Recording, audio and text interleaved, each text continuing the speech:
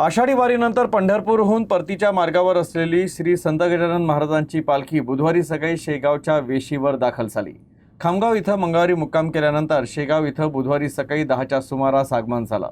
नागरिकांनी उत्स्फूर्तपणे पालखीचं स्वागत केलं, तर भाविकांच्या प्रचंड गर्दीनं वातावरण भक्तिमय झालं होतं। दरवर्षीप्रमाणे याही वर्षी श्री संत गजानन महाराजांची पालखी 21 जून 2026 रोजी शेगावातून पंढरपूरकडे रवाना झाली होती।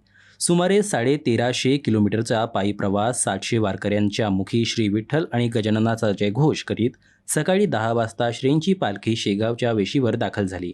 यावेळी पंढरपुराला पायी वारीमध्ये सहभागी होऊ न शकलेल्या लाखो भाविकांनी खामगाव ते शेगाव या 16 किलोमीटरच्या अंतरात पालखीसोबत पायी सहभाग देत आपली वारी पूर्ण केली।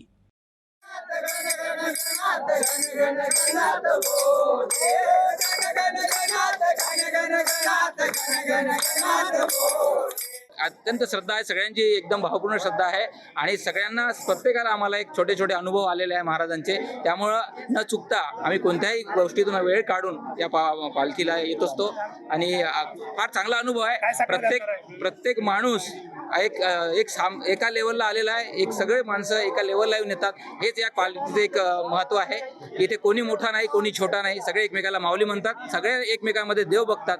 हेच खरी पालखीचं एक हे आहे। हा जो भव्य म्हणजे सोहळा आहे महाराजांचा, त्याच्या अत्यंत आम्हाला चमत्कार आहेत, परंतु यासाठी खूप लांब लांबून भाविक भक्त येतात। त्यासाठी म्हणजे खूप हा म्हणजे वेगळाच आनंद येते। हे माझं जवळजवळ 5 वर्ष आहे आणि माझ्या मित्रांचे 3 ते 4 वर्ष झाले। काय साकडं घालणार गजानन महाराजांना फक्त आनंद, बाकी काहीच नाही। जे दिलेलं आहे महाराजांना भरपूर काही दिलेलं आहे। पाणी शेतकऱ्यांना पाणी पावसाचं जी अपेक्षा आहे महाराजांना, आमचं एकच म्हणणं आहे की बा वरून राजाला बळीराजाला येण्यास प्रयत्न